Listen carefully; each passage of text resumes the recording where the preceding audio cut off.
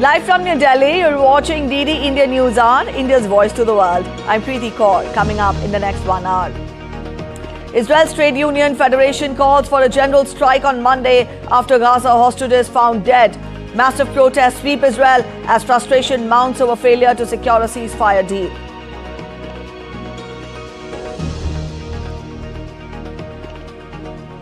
Huge political upheaval in Germany as nation's far-right Alternative for Germany projected to win its first ever state election in country's post-war history.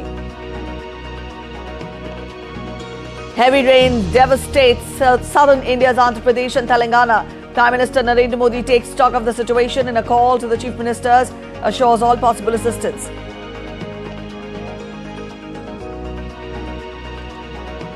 Big names continue to tumble at the US Open. Defending champion Coco Gauff joins the ever-growing surprise exit list, crashes out to Emma Navarro in a blizzard of mistakes. And in sports, India's Preethi wins bronze in 200 meters T35, becomes first ever Indian female athlete to win 2 medals in track and field event at the Paralympics.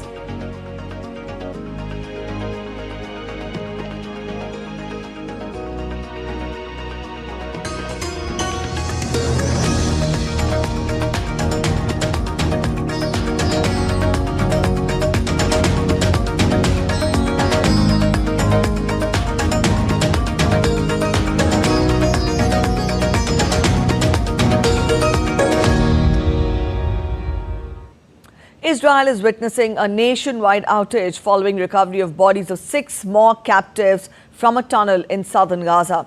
Emotions were high on the streets as protesters chanted, "Now, now," demanding a ceasefire deal. Protesters, many clad in Israeli flags, descended on Tel Aviv, Jerusalem and other cities on Sunday, accusing Prime Minister Netanyahu and his government of failing to save the remaining hostages.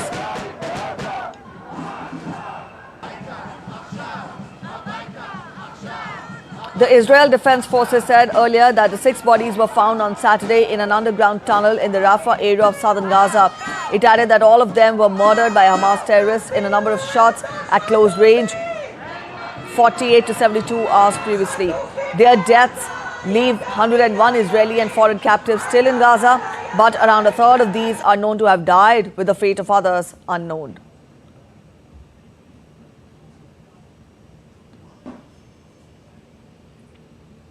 The major union in Israel has also called for a 1-day general strike on Monday. The head of Israel's Hizdatzut Labor Union vowed to halt the country's economy to pressure the government into reaching a deal to return Israeli hostages still held by Hamas in Gaza.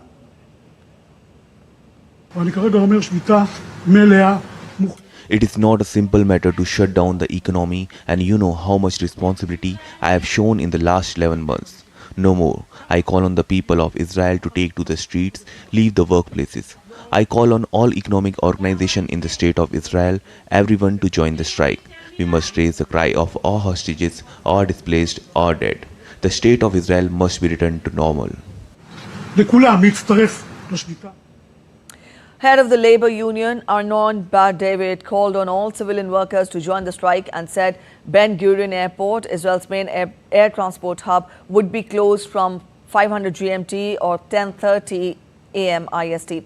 The Histadrut represents some 800,000 workers in areas such as healthcare, transportation and banking. The Histadrut strike will be the first of its kind since Hamas's initial attack on Israel. Meanwhile, country's finance minister Bezalel Smotrich has asked the country's Attorney General to submit an urgent request to courts to block the planned Monday's nationwide strike on the day. Smotrich argued that the strike had no legal basis since it aimed to improperly influence significant policy decisions of the politicians on issues related to state security.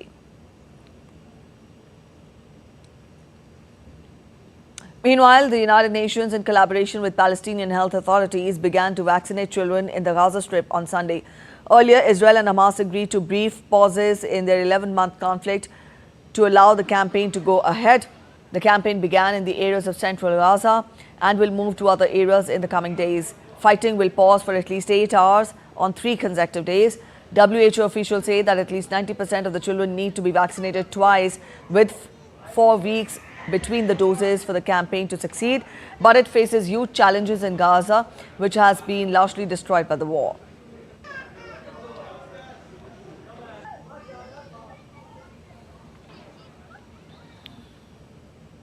Several U.S. Democratic lawmakers also renewed calls for an Israeli-Hamas ceasefire, while Republicans criticized the government for not giving stronger support to Israel.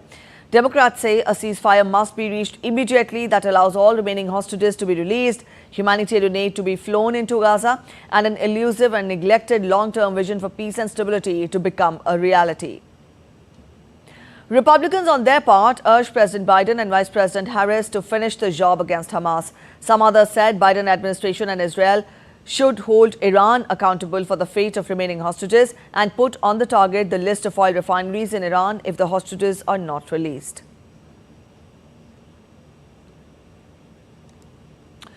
All right, our correspondent Anil Thomas is joining us to get us more. Anil, Israel is witnessing a nationwide outrage, and we've seen protests and, ire against the government on the streets of Israel. Get us the latest. How grave is the situation?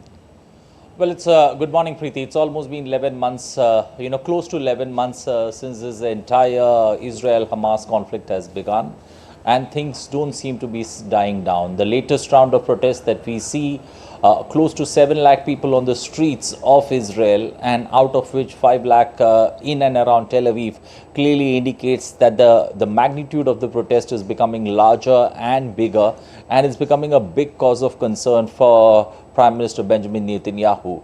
With regards to the defense minister, in conflict with the Prime Minister on many issues, this becomes an even bigger headache for Benjamin Netanyahu to navigate through. And this particular protest has seen, especially the recent death of 6 hostages, has clearly put things very much out of hand for the Israeli Prime Minister. You can see him feeling the heat with international pressure mounting with every passing day. The so-called ceasefire deal that still needs to go through has still not come through, and that's been the bone of contention here. The Israeli Prime Minister not ready to budge, and Hamas building pressure time and again. And this particular recent death of 6 hostages is clearly not something that would leave Israeli Prime Minister in any kind of cushion to break through or navigate. And I think he seems to be in a catch-22 situation at this point of time, and will need some cushion room at least to be back on the drawing board when it comes to negotiations. All right. Also, there is this nationwide strike in Israel. Also, get us more on how is this strike expected to pan out, the effect of the strike, and also you're talking of how, gravely placed is Benjamin Netanyahu. How do we expect the days ahead to pan out, Anil? Well, I think there is no window except for heading back to the drawing table when it comes to, agreeing to the deal. Looking at close to 97 hostages still in the custody of Hamas, this recent death and the mounting world pressure that's there, especially the U.S. Defense Secretary talking to the Israeli Prime Minister, the Israeli Defense Minister with regards to the recent developments, clearly does not give much of an elbow room there for Benjamin Netanyahu, and he needs to understand that dialogue is the way forward, and there seems to be some kind of hesitation still on his part. But this recent protest, post the October 7th, prior to the October 7th attack, there were huge protests in Israel. This particular protest, the magnitude that we are seeing on the streets, especially in the capital, and the support, the large-scale support that it's receiving with every passing day. The recent report suggests that the Hebrew University is also, students from the universities are also ready, and the management giving them a green signal to go ahead and participate in the protest clearly indicates that the support for the protesters is growing, and that adds, that surmounts the pressure that Benjamin Netanyahu is facing. But clearly things don't seem to be looking up, especially for Benjamin Netanyahu. Not much of room, especially with regards to his defense minister, not on the same page as what the Prime Minister wants, and that really does not give him much of space, especially to look at some other options, but clearly head back to the negotiating table, which does not seem far, but we'll have to wait and watch when does Benjamin Netanyahu bite the bullet. All right, Anil, we leave it here. Thank you for joining in with those details. All right, and now we take a look at the updates from Russia-Ukraine conflict. At least 47 people were injured on Sunday after a Russian missile strike hit a shopping mall and an event complex in Ukraine's northeastern city of Kharkiv. The attack came amidst Russia's claims of thwarting a massive drone assault by Kyiv that targeted critical infrastructure, including power plants and an oil refinery. Ukrainian President Volodymyr Zelensky responded by urgently calling for Western allies to permit longer-range strikes to counter Russia's aggression. Russia's TASS state news agency cited Deputy Foreign Minister Sergei Ryabkov as saying that Moscow would change its nuclear doctrine in response to the West's actions over the conflict. In the war-torn east, Russian forces made further gains towards the strategic town of Pokrovsk, while Ukrainian counter-attacks in Russia's Belgorod region injured 11.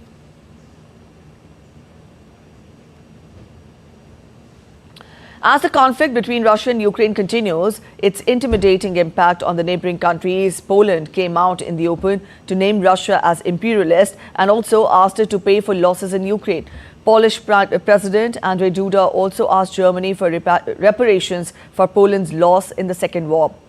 Also, the Polish president was speaking in a ceremony to mark the 85th anniversary of the Second World War. That was one of the first places to be bombed by the German Nazis on the 1st of September 1939. Polish president tried to set a parallel between Germany of that time and Russia of the present period. He termed Russia as an embodiment of imperialism and said that Poland is making all efforts to defend itself. Russian imperialism is born again. It is suffocating, taking freedom and lives, occupying land and destroying. It must be stopped and pay the price. Remembering how Germans had attacked Poland and how the country was devastated, Germany owes Poland a reparation amount that was not yet given. The president asked Russia to pay for the losses of life and destruction to Ukraine.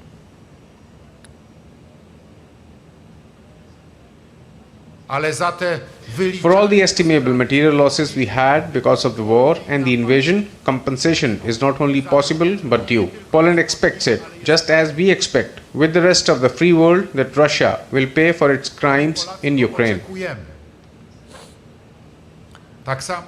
Let's get to updates on US presidential polls now. Actor George Clooney said that US President Joe Biden should be applauded and credited for his selfless act of letting go of power.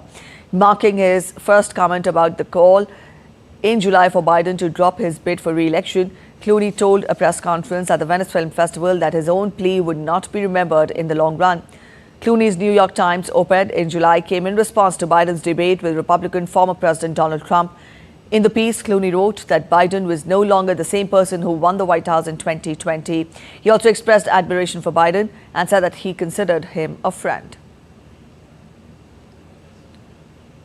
The person who should be applauded is the president who did the most selfless thing that anybody's done since George Washington. And that's true.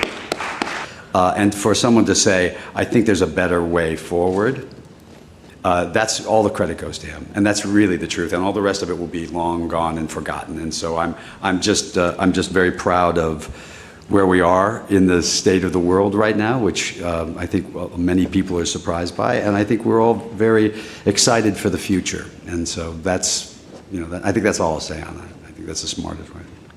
Huge political upheaval in Germany as nation's far-right Alternative for Germany projected to win its first ever state election in the country's post-war history. Exit polls showed that Germany's far-right AfD, that is Alternative for Democracy, won a landmark first regional vote on Sunday in the former East German state of Thuringia. AfD is projected to get 33.5% of the vote, well ahead of the Conservative Party Christian Democrats with 24.5%. In the neighboring state of Saxony, the Conservatives led on 32%, just half the percentage points ahead of AfD. Also, the AfD is unlikely to come to power in either states because other parties have ruled out working with the far right to form a government. But the result is still a political earthquake, as it would represent the first time in Germany's post-World War II history that a far-right party has won a state election. If confirmed, it would also be the huge blow for Chancellor Scholz's Social Democrats and the other parties in his fractious coalition government. that is the Greens and the Liberal FDP.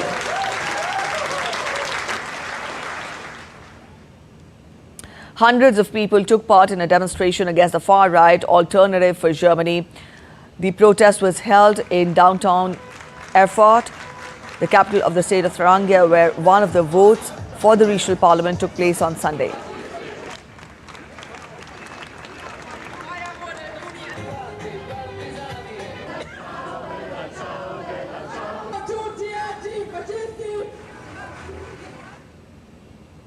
You're watching DD India News. We're heading for a short break, but after the break, law students take to streets against reform plan of judiciary in Mexico.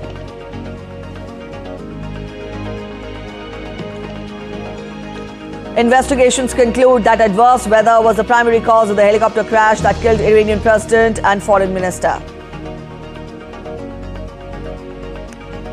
We get you a unique tradition in El Salvador that will amuse you too, as it gives an adrenaline rush to the visitors.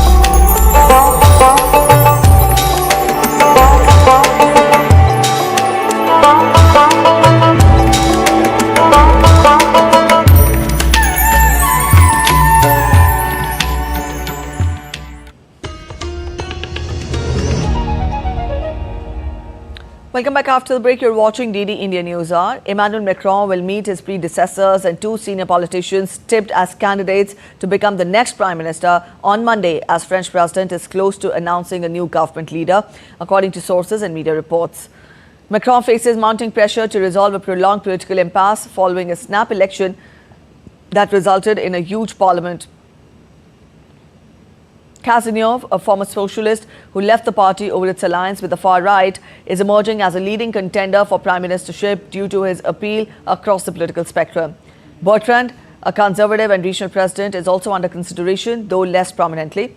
With political paralysis likely to persist, Macron is constrained by the constitution from calling another snap election until July next year.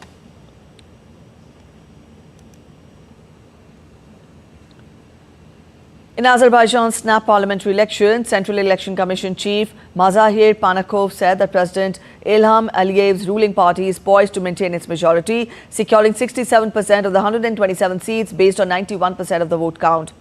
This result closely mirrors their previous tally of 69 seats. With a turnout at 37.3% and over 2 million voters participating, the election is notable as the first since Azerbaijan's swift military offensive a year ago, which led to recapture of Karabakh. This region had been under de facto Armenian control for 3 decades. Exit polls suggest that other seats will be filled by candidates who are formally independent but effectively support the government, reinforcing its dominance.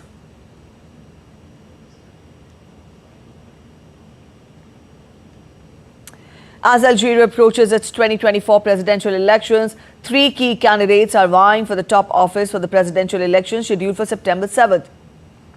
Leading a major opposition party since 2020, presidential candidate Youssef Ochike is focusing his campaign on social issues, advocating for improved living standards and democratic reforms. President Abdelmajid's outlook is seeking a second term, has emphasized his achievements in both domestic and international arenas. Sheriff Abdullah Ali Hassan, leader of the moderate Islamist movement of the Society for Peace, is also running. Hassani aims to promote democracy, pluralism and a competitive political environment in Algeria. The election is scheduled for September 7th and is expected to be a significant moment in Algeria's political landscape.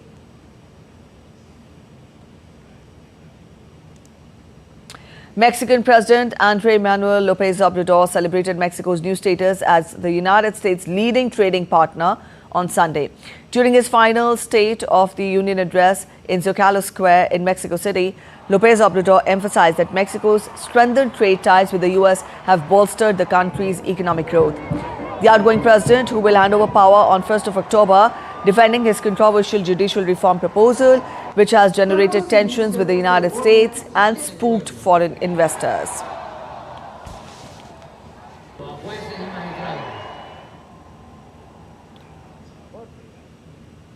Meanwhile, law students from several Mexican universities rallied on Sunday against the government's plans to reform the judiciary. Students and professors marched along Mexico City's main streets, chanting slogans and waving banners defending the justice system's independence. A congressional commission approved the reform on Monday, paving the way for a final debate under the new Congress.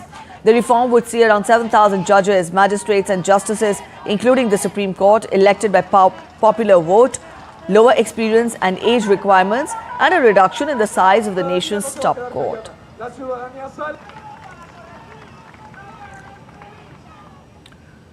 More than 80 teenagers have been released from prison over the weekend in Venezuela after being arrested during anti-government protests following Venezuela's disputed presidential election in late July, according to a human rights group.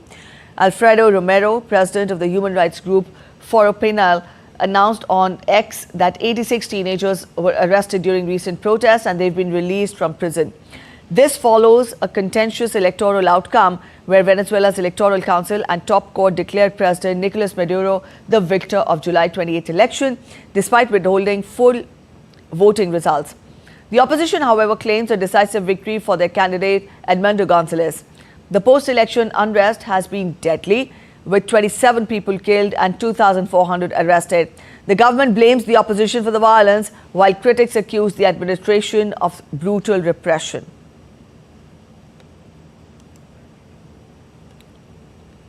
A recent investigation into the helicopter crash that claimed the lives of Iranian President Ibrahim Raisi and Foreign Minister Hossein Amir Abdullahian has concluded that adverse weather conditions were the primary cause of the accident. The General Staff of the Armed Forces, in their final report, ruled out any technical failures or sabotage as contributing factors. Instead, they cited the complex spring weather patterns in the region as the primary reason for the crash. According to the report, the helicopter pilot's iPad revealed accurate flight path information, indicating no deviation from the planned route. The cabin voice recorder and flight data recorder showed no signs of distress or emergency calls from the pilot. Toxicology and pathology tests on the victims' bodies found no suspicious substances, and a thorough examination of the helicopter's parts and systems revealed no evidence of sabotage. The results of the investigation will be presented to Ayatollah Sayyid Ali Khamenei, the supreme leader of the Islamic Revolution.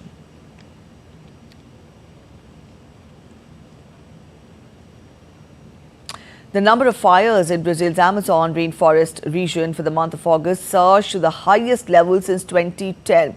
Last year's rains came late and were weaker than the usual because a weather pattern known as El Nino was supercharged by climate change, leaving the rainforest especially vulnerable to this year's fires.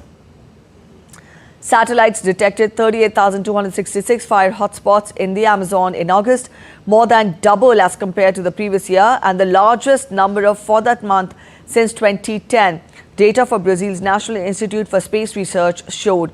The August data, reaching a 14-year high, comes after last month's fire hotspots in the region surging to a 2-decade high.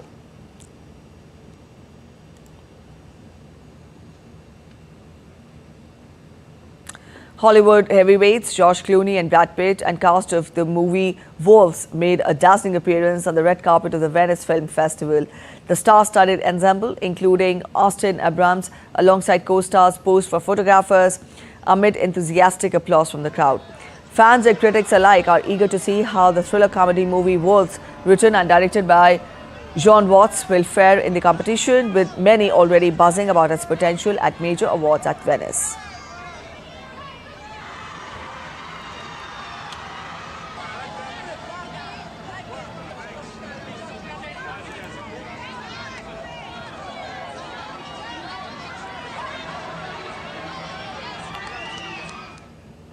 And now we take a look at other stories making it to the headlines from across the world. Bolivians took to the streets of La Paz and El Alto for the annual Pedestrian Day celebration, despite thick wildfire smoke blanketing the city. The event saw families, cyclists and runners fill the avenues with sport activities. The National Day of the Pedestrian and Cyclist has been celebrated on the first Sunday of September since 2011 in an effort to raise environmental awareness among the local populace.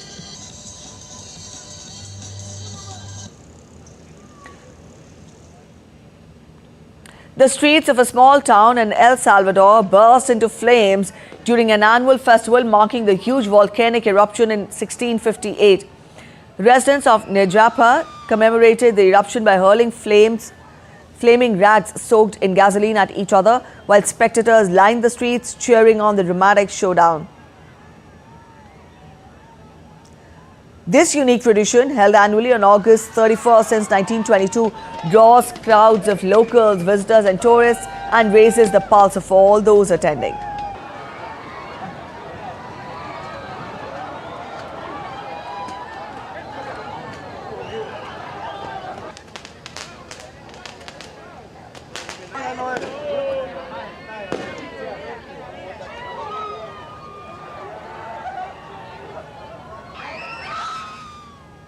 Members of the Polish government, armed forces and civil society marked the 85th anniversary of the outbreak of World War II on Sunday.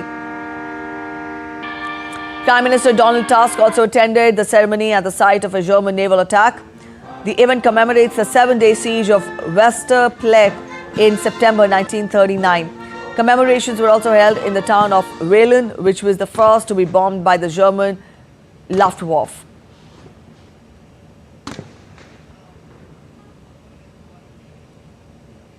Spanish Coast Guard rescued 249 migrants off the Canary Islands of El Hierro and Gran Canaria. Coast Guard vessels towed a wooden boat with 174 migrants, where emergency services and police officers assisted them at a temporary reception center. Spain's Prime Minister Pedro Sanchez visited West Africa on Tuesday, aiming to curb migration to the Canary Islands. Spanish authorities fear that as many as 150,000 more migrants from Africa may be set to make the perilous crossing in the coming months.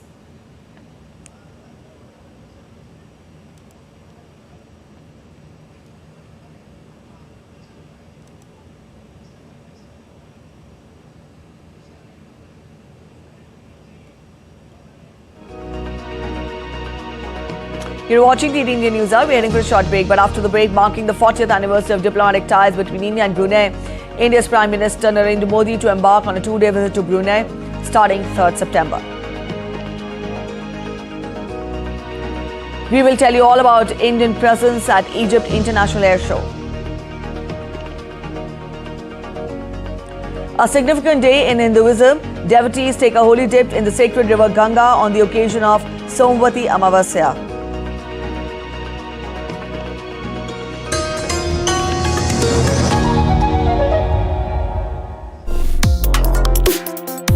Complex issues, hidden agendas, twists and turns, strategic games. We think all dots are linked, we just need to connect them.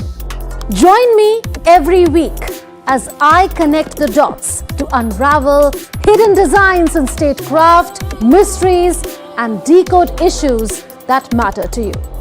Watch Connecting the Dots with me at these times on DD India.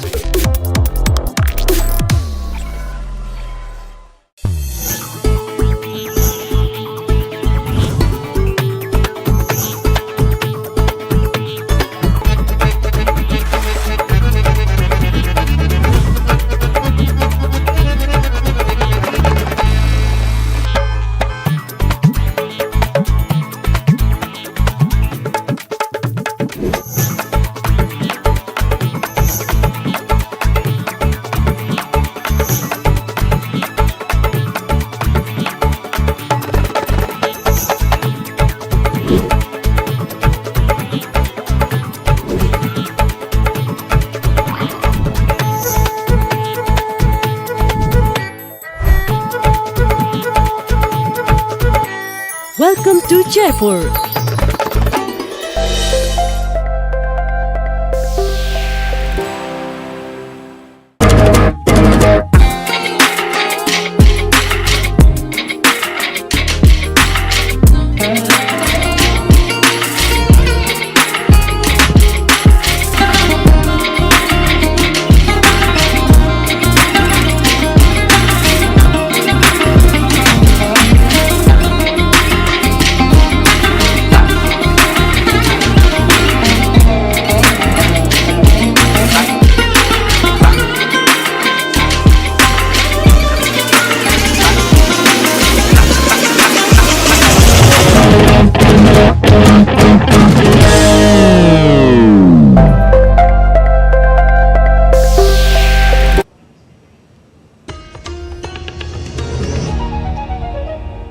Welcome back after the break. You're watching DD India News Hour. Let's take a quick look at the top stories once again.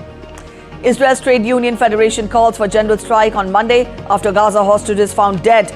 Massive protests sweep Israel as frustration mounts over failure to secure a ceasefire deal.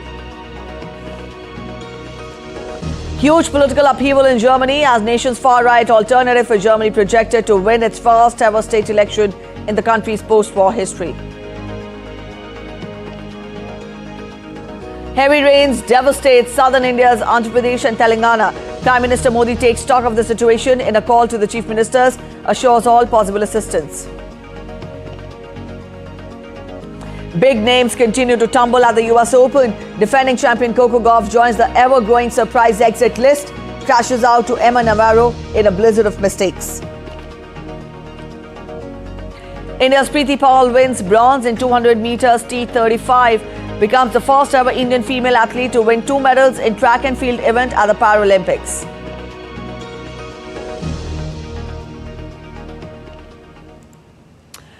India's Prime Minister Narendra Modi will be in Brunei Darussalam, a Southeast Asian country, on a 2-day visit starting 3rd September. Brunei Darussalam is a tiny state spread across around 5,000 square kilometers and situated on the northern coast of the island of Borneo along the South China Sea. This will be the first bilateral visit of an Indian Prime Minister to this Southeast Asian country. This visit will coincide with 40th anniversary of the establishment of diplomatic ties between India and Brunei and is being seen as a crucial for India's Act East policy and also vision for Indo-Pacific region. Our correspondent Munmun Bhattacharya spoke to Indian High Commissioner Alok Dimri on the expectations from Prime Minister Modi's visit. Let's listen in. High Commissioner, sir, what will be the engagements of Prime Minister Narendra Modi during the 2 days that he'll be spending here in Brunei Darussalam? You see, Prime Minister Shri Narendra Modi ji is arriving Brunei Darussalam on 3rd September. And the official day of engagement will be 4th September. His Majesty the King will receive Prime Minister Shri Narendra Modi ji and the official delegation at the Royal Palace, Nurul Iman here in Bandar Seri Begawan. There will be official delegation level talks, there will be restricted talks, and these will be followed by an official luncheon hosted by His Majesty in honor of Prime Minister Shri Narendra Modi ji. Besides, there will also be a brief royal audience that will be with the close family members of His Majesty. Prime Minister Shri Narendra Modi ji is also slated to pay a visit to the most iconic mosque, monument of the Bandar Seri Begawan, the Omar Ali Saifuddin Mosque, established in memory of the late Majesty, His Majesty's father, which is purportedly derives its iconic and architectural inspiration from Taj Mahal. Prime Minister Narendra Modi ji would also be dedicating the new High Commission Chancery building to the nation. Besides, there will be community engagements upon arrival at the Chancery dedication ceremony, and a community is also expected to receive Prime Minister Shri Narendra Modi ji at the mosque. Besides that, there is a business meeting called on by the business leader on the cards. Thank you, High Commissioner, sir, for speaking to us. So it's going to be 2 days of too many engagements for Prime Minister Narendra Modi in Brunei Darussalam with cameraman Kumar Datta. This is Munmun Bhattacharya from Bandar Seri Begawan, Brunei Darussalam, for DD India. India's Prime Minister Narendra Modi will be in Brunei Darussalam, a Southeast Asian country, on a 2-day visit starting 3rd of September. Now, this visit to Brunei is particularly historic, marking the first time an Indian Prime Minister is undertaking a bilateral visit to the Sultanate. DD India's Munmun Bhattacharya has more in this report. Prime Minister Narendra Modi will be in Brunei Darussalam on the 3rd and the 4th of September. So what should India expect from this visit? To talk about that, we are being joined by Indian High Commissioner to Brunei Darussalam, High Commissioner Alok Amitabh Dimri. High Commissioner, sir, welcome to DD India. What should India and Brunei both expect from this visit, considering that it's going to be the first ever bilateral visit of an Indian Prime Minister, and also we've seen a few visits by Sultan Haji to India? Well, this is a very significant moment for India-Brunei bilateral relations. This is the first time in the history of the 4 decades of our diplomatic relations that an Indian Prime Minister is paying a bilateral visit to Brunei Darussalam. We have had very deep historical linkages with, as you would know in history, this island was known as the Borneo Island, and Indian sailors, traders, merchants, pilgrims, preachers, Buddhist pilgrims, they had been sailing these waters. And from the pre-modern, pre-medieval and pre-Islamic times, there have been very deep ties between India and Borneo Island, the residents of this island. For example, if you look at language, the words like long live the majesty is called Dirghayu. The teacher's annual day is known by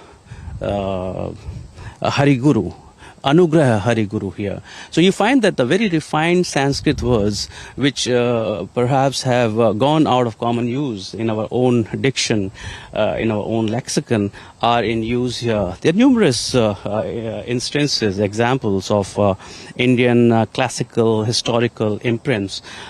In archaeological remains here, they have found Indian motifs, the prayer halls, the pillars in the traditional Indian, South Indian temple architectural style. There's a popular belief that the word Borneo also comes from the Sanskrit word Varuna, because this is the land of clouds. So we have had very deep, ancient, medieval, cultural, civilizational linkages, and these have been strengthened in the modern time. We are currently outside the new Chancery building, which the Prime Minister would be inaugurating. So what does this visit really mean for the Indian diplomatic community here?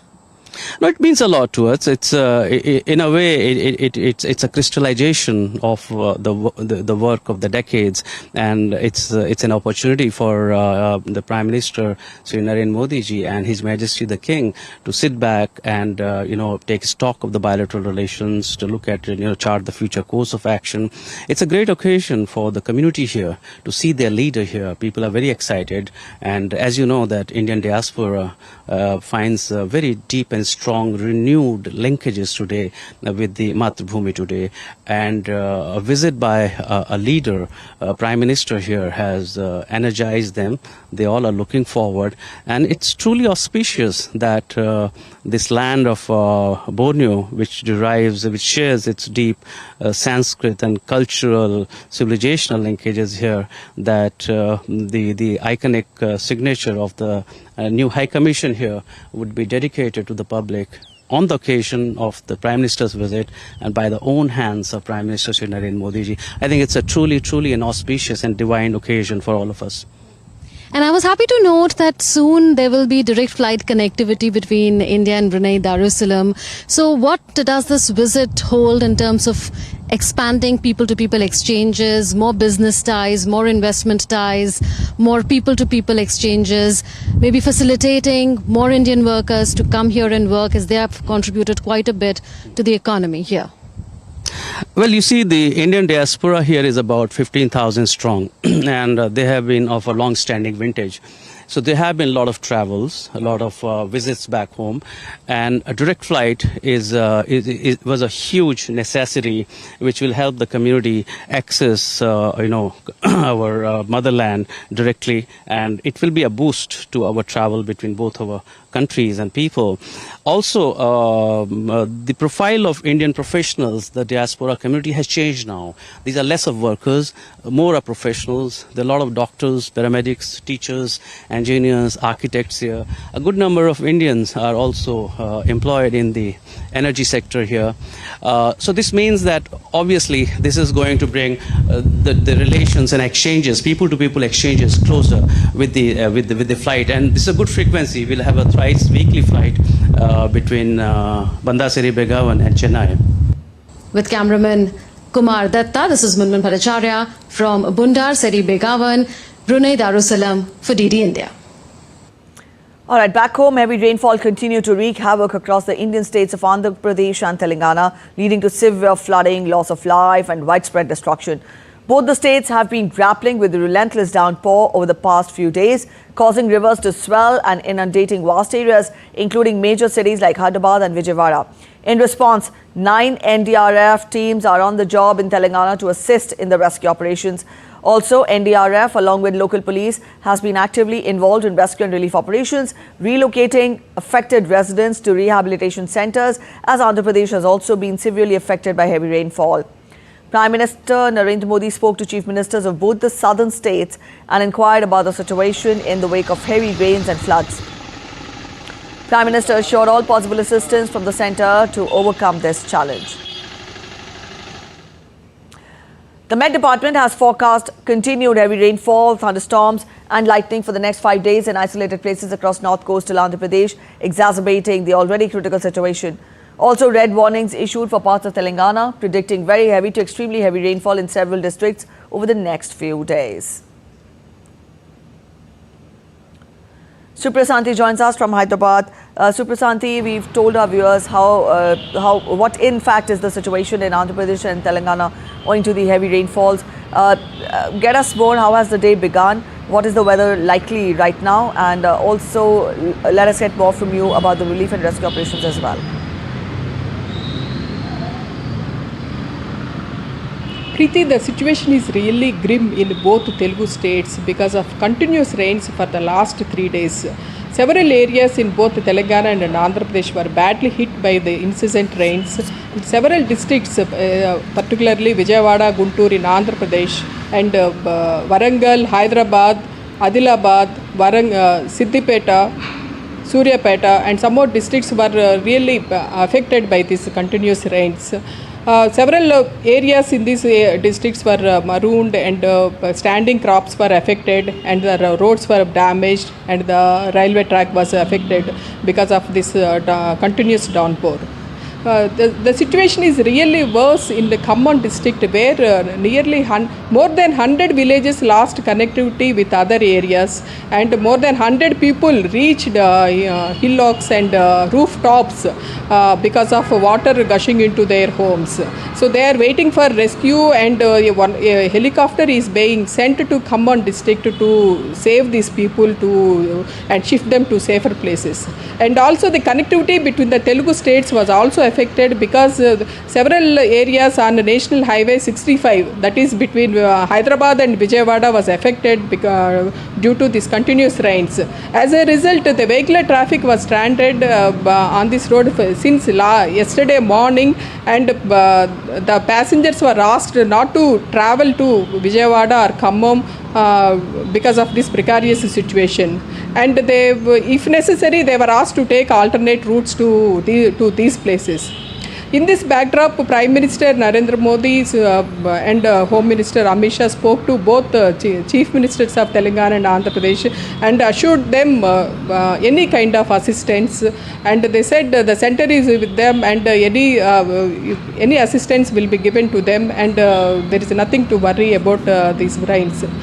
So in this backdrop, the state administration in both Telugu states is geared up and it is pressed into service to take up rescue operations in both in all rain affected areas.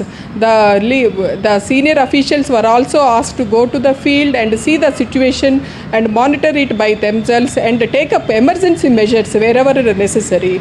Even the ministers were also touring in the rain affected areas and they were taking all possible measures to help the stranded victims and also the rain victims and shift them to safer places. In Vijayawada last night, Chief Minister Chandrababu Naidu visited Singh Nagar, which was badly hit, which was completely cut off from other areas, and he went there during midnight and he saw the situation by himself and he said there is nothing to worry. By Monday the situation will improve and the water level will recede, and he has monitored the distribution of essential commodities to them. All right, Suprasanti, thank you so much for joining in with those details. And getting you other updates, the Indian Air Force's renowned helicopter display team Sarang is set to grace the skies of Egypt as part of the inaugural Egyptian International Air Show, scheduled to take place from 3rd to 5th of September in El Almanin. Also joining a host of international participants, Sarang will showcase its world-class aerial maneuvers and contribute to the event's global appeal.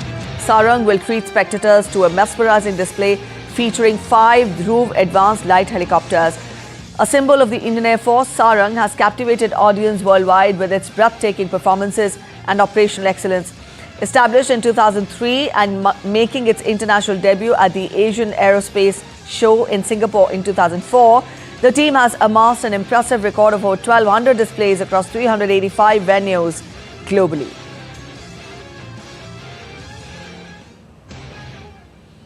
A look at other stories making it to the headlines from across India. Devotees took a holy dip in the sacred river Ganga on the occasion of Somvati Amavasya, a significant day in Hinduism observed on Monday during the lunar month. It is considered auspicious for spiritual growth and performing rituals for ancestors. Officials in Uttar Pradesh's Bharej district have intensified efforts under Operation Wolves to capture wolves responsible for killing of 8 people over the past 2 months. 4 wolves have been caught and search for the remaining 2 are underway.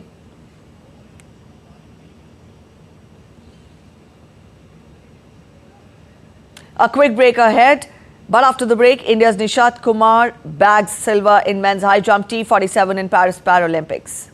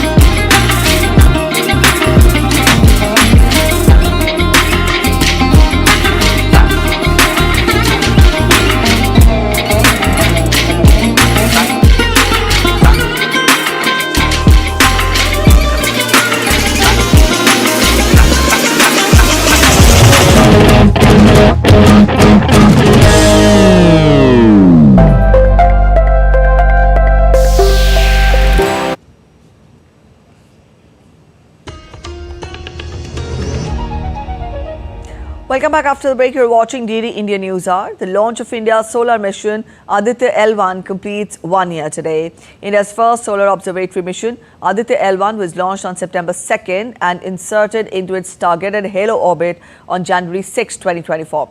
Let's take a look at the journey so far. DD India's Tapas Bhattacharya gets us more. 5, 4, 3, 2, 1, 0.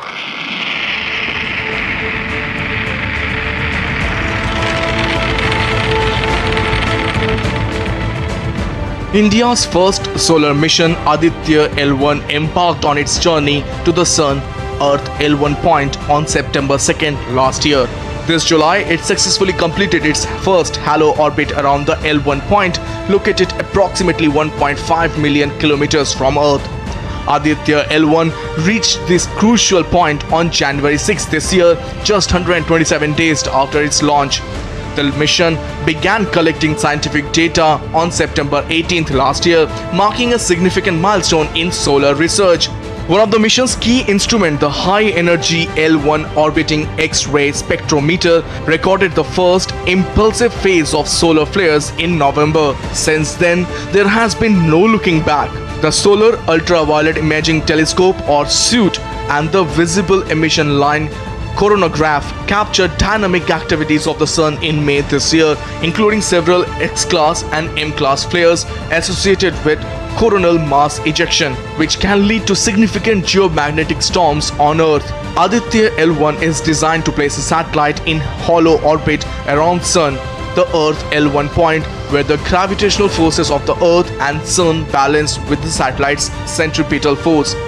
This unique position allows scientists to study solar particles and phenomena which are crucial for space weather forecasting. Early detection of solar activities provide advanced warnings to protect satellites, power grids, and communication systems on Earth. Tapas Bhattacharya's report, DD India.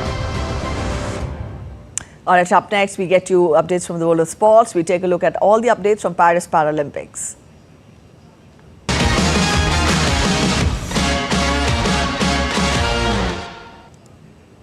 India's Preethi created history on Sunday as she clinched the bronze medal in 200 meters T35 race. The 23-year-old became the first ever Indian female athlete to win 2 medals in the track and field event at the Paralympics or the Olympics, recording a personal best time of 30.01 seconds. T35 classification is meant for athletes who have coordination impairments such as hypotonia, ataxia and ethatosis. On Friday, she had clinched India's first athletics medal in a Paralympics track event, winning a bronze in the women's T35 100 meters competition with a personal best time of 14.21 seconds. Indian President Draupadi Murmu also congratulated the para-athlete on social media platform X for her historic feat. She said, and I quote, "Congratulations to Preethi on winning bronze medal in women's 200 meters T35 event of the Paris Paralympics. After 100 meters bronze, this is her second medal in the Paris Paralympics, an exceptional achievement. Both para-athletes' medals for India have been won by her. India is proud of her. Draped in tricolour, her victorious images have electrified sports lovers. May she strengthen sports culture among the youth and win greater accolades for India." Meanwhile, Prime Minister also congratulated Preethi Pal on her special achievement. He said, and I quote him, "A historic achievement by Preethi Pal as she wins her second medal in the same edition of the Paralympics 2024 with a bronze in the women's 200 meters T35 event. She's an inspiration for the people of India. Her dedication is truly remarkable." Another Indian para-athlete, Nishat Kumar, produced a brilliant performance to clinch a silver medal in men's high jump T47 event at the Paris Paralympics, taking India's overall medal tally to 7. T47 is meant for competitors with a below elbow or wrist amputation or impairment. Nishat's highest jump at the event was 2.04 meters, which was also his season's best. USA's Roderick Townsend won the gold medal with the highest jump of 2.12 meters, while Georgia Margev, representing the neutral Paralympic athletes, took the bronze medal at 2 meters. Nishat had also won a silver in Tokyo Paralympics 3 years ago.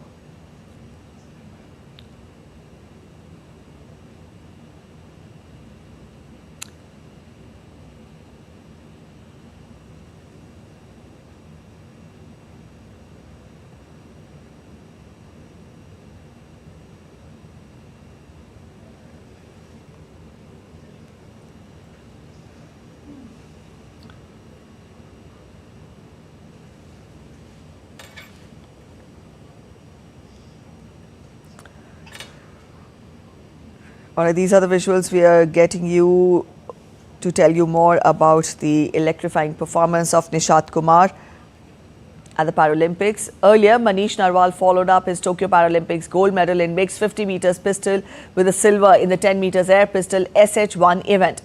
Meanwhile, Indian parachuter Rubina Francis won a bronze medal in women's 10 meters air pistol SH event. Also, Indian Prime Minister Narendra Modi talked to both the para pistol shooters Manish Narwal and Rubina Francis. Let's listen in. Sir, मैं मनीष नरवाल बात कर रहा हूँ sir. हाँ जी sir, नमस्ते sir. मैं ठीक हूँ सर, आप ठीक हो सर?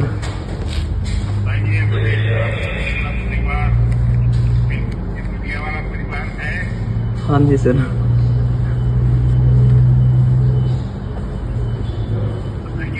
सर मैं देश के लिए सर दूसरी बार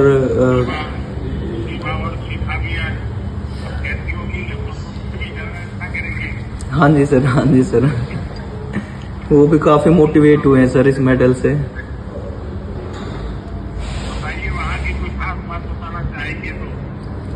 सर काफ़ी अच्छा मौसम है यहाँ पे और भारतीय निशानेबाज काफ़ी अच्छी मेहनत करके आए हैं और डेफिनेटली हम ज़्यादा मेडल लेके जाएंगे पिछली बार से।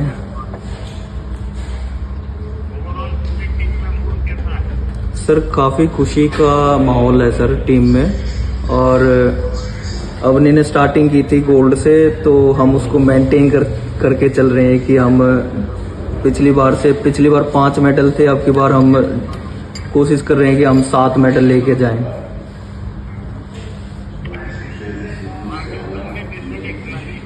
हाँ जी सर। सर वो अप्रिशिएट कर रहे हैं सर इंडिया को कि पहले एक भी मेडल नहीं आता था, अब इतने सारे मेडल लेके जाते हैं।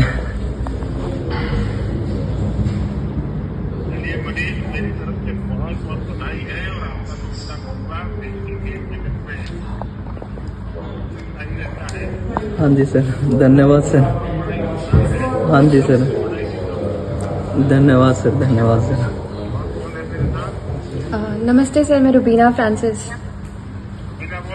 हाँ जी सर। बढ़िया sir. Sir last time 7th पे थी मैं टोक्यो पैरालंपिक्स में, अभी आई गॉट ब्राउन्स, तो बहुत सारी चीज़ें बदली हैं एंड मैच्योरिटी से मैंने इस बार सारी चीज़ें हैंडल करी है, तो बहुत प्राउड फील हो रहा है।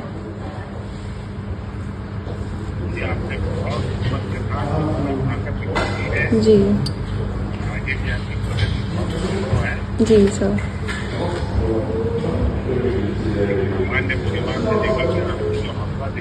जी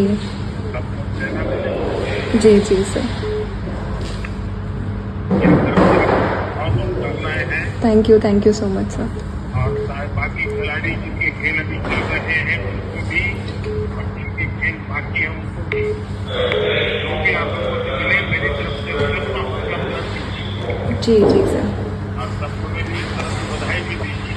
जी मौका मिलता ही अमृत अलग के बाद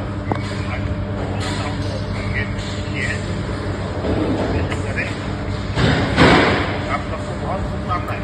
थैंक यू सर। बहुत बहुत धन्यवाद। Thank you sir, thank you. All right, in the US Open, 3rd seed Coco Gauff produced a disjointed performance on Sunday to lose 6-3, 4-6, 6-3 to fellow American and 13th seed Emma Navarro. Gauff hit 19 double faults with 3 in the final game, helping secure victory for Navarro and send her into a first US Open quarterfinal. Gauff's defeat will see her drop out of the top 5 in the world rankings. The 20-year-old's exit means Serena Williams remains the last woman to successfully defend the US Open title back in 2014. Meanwhile, Navarro's next play Spain's 26th seed Paula Badosa in the quarterfinals on Tuesday. All right, Priya Yadav joins us with more. Priya, a Monday morning could not have been, worse for Coco Gauff, given the way she was also part of the surprise exits at the US Open, isn't it? Definitely, Preethi, a big setback for Coco Gauff because she is the defending champion. And if we speak about the game also, Emma Navarro made a dominant start right from the beginning. And Coco Gauff just couldn't get out of the double fault that she started making right from the beginning. And she made 11 double faults just in the third set itself. And not just Coco Gauff, if we see all the big names, speaking of Carlo Alcaraz, Novak Djokovic, all of them made early exits in the US Open Championship. And Djokovic just made an exit in the 3rd round on Sunday.